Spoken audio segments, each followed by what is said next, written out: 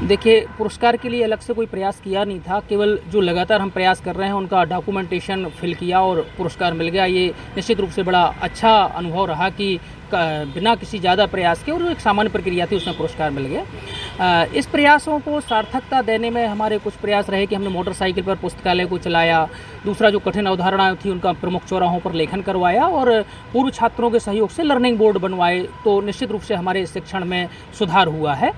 और ये जो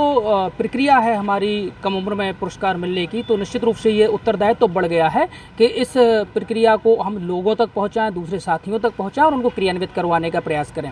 ये प्रयास लगातार हमारे जारी रहेंगे और जो अभी विद्यालय स्तर पर हैं उनको जिला स्तर पर, और जिला स्तर के बाद कोशिश की जाएगी कि राष्ट्रीय स्तर पर उन को प्रयास करें, ताकि जो दूसरे हमारे समुदाय के लोग हैं, शिक्षक समुदाय के, वो भी उससे सीखें और ग्रामीण लोगों तक, बच्चों तक वो शिक्षा का स्तर पहुंचा सकें। शिक्षा व्यवस्था को लेकर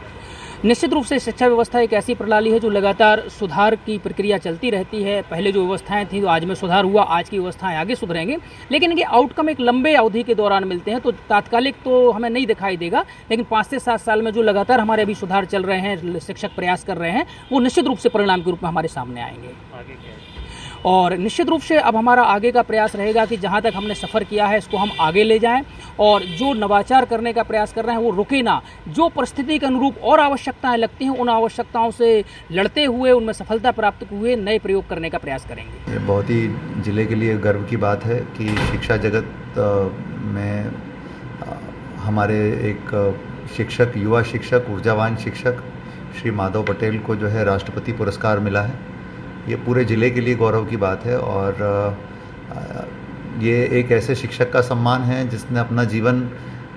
छात्र छात्राओं की गुणवत्तापूर्ण शिक्षा के लिए समर्पित कर दिया है। मैं पूरे ज़िला प्रशासन की ओर से उनको बधाई देता हूँ, बहुत शुभकामनाएं देता हूँ, और मुझे पूरा विश्वास है कि उनका ये योगदान जो है अन्य सभी ज़िले के शिक्षकों के लिए भी प्रेरणा बनेगा। शिक्षा में लेकर के सर कुछ गिरावट आई थी, किस तरह से ये प्रेरणा स्रोत है? जो शिक्षा के क्षेत्र में उन्होंने अपने स्कूल में इनिशिएटिव्स लिए हैं, वो इनिशिएटिव्स दूसरे स्कूलों में भी हम लागू करेंगे, ताकि उनका लाभ सभी बच्चों को मिले और वो हमारे ज़िले के ब्रांड एम्बेसडर होंगे, ताकि शिक्षा के क्षेत्र में